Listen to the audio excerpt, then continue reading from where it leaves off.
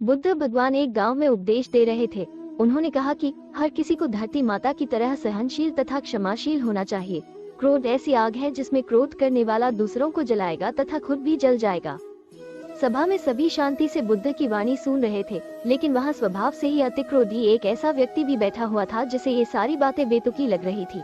वो कुछ देर ये सब सुनता रहा, फिर अचानक ही आग बबूला होकर बोलने लगा, तुम पाखंडी हो, बड़ी बड़ी बातें करना यही तुम्हारा काम है। तुम लोगों को भ्रमित कर रहे हो। तुम्हारी ये बातें आज के समय में कोई मायने नहीं रखती। ऐसे कई कटु वचनों सुनकर भी बुद्ध शांत रहे। अपनी बातों से ना तो वो दुखी हुए, न ही कोई प्रतिक्रिया की। ये देखकर वो व्यक्ति और भी क्रोधित हो गया और उसने बुद्ध के मुंह पर थूक कर वहाँ से चला गया। अगले दिन जब उस व्यक्ति का क्रोध शांत हुआ तो उसे अपने बुरे व्यवहार के कारण पछतावे की आग में जलने लगा और वो उन्हें ढूंढते हुए उसी स्थान पर पहुंचा। पर बुद्ध कहाँ मिलते, वो तो अपने शिष्यों के साथ पास वाले एक अन्य गांव निकल चुके थे। व्यक्ति ने बुद्ध के बारे में लोगों से पूछा और ढूंढते ढूंढते जहाँ बुद्ध प्रवचन दे रहे थे वहाँ पहुँच गया।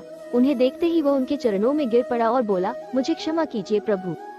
बुद्ध ने पूछा, कौन हो भाई, तुम्हें क्या हुआ है, क्यों क्षमा मांग रहे हो? उसने कहा, क्या आप भूल गए, मैं वही हूँ जिसने कल आपके साथ बहुत बुरा व्यवहार किया था। मैं शर्मिंदा हूँ, मैं मेरे दुष्ट आचरण की क्षमा याचना करने आया हूँ। भगवान बुद्ध ने प्रेम पूर्वक कहा, बीता हुआ कल तो मैं वही छोड़कर आया गया और तुम अभी भी वही अटके हुए हो। तुम्हें अपनी गलती का आभास हो गया, तुमने पश्चाताप कर लिया, तुम निर्मल हो चुके हो। अब तुम आज में प्रवेश करो।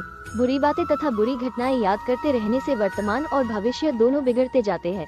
बीते हुए कल के कारण आज को मत बिगाड़ो। उस व्यक्ति का सारा बोझ उतर गया। उसने भगवान बुद्ध के चरणों में पड़कर क्रोध त्याग का तथा क्षमाशीलता का संकल्प लिया। बुद्ध ने उसके मस्तिष्क पर आशीष का हाथ रखा। उस दिन से उसमें परिवर्तन आ गया और उसके जीवन में सत्य, प्रेम व करुणा की धारा बहने लगी। मित्रों, बहुत बार हम भूख में की गई किसी गलती के बारे में सोचकर बार बार दुखी होते और खुद को कोसते हैं। हमें ऐसा कभी नहीं करना चाहिए। गलती का बोध हो जाने पर हमें उसे कभी ना दोहराने का संकल्प लेना चाहिए और एक नई ऊर्जा के साथ वर्तमान को सुदृढ़ बनाना चाहिए।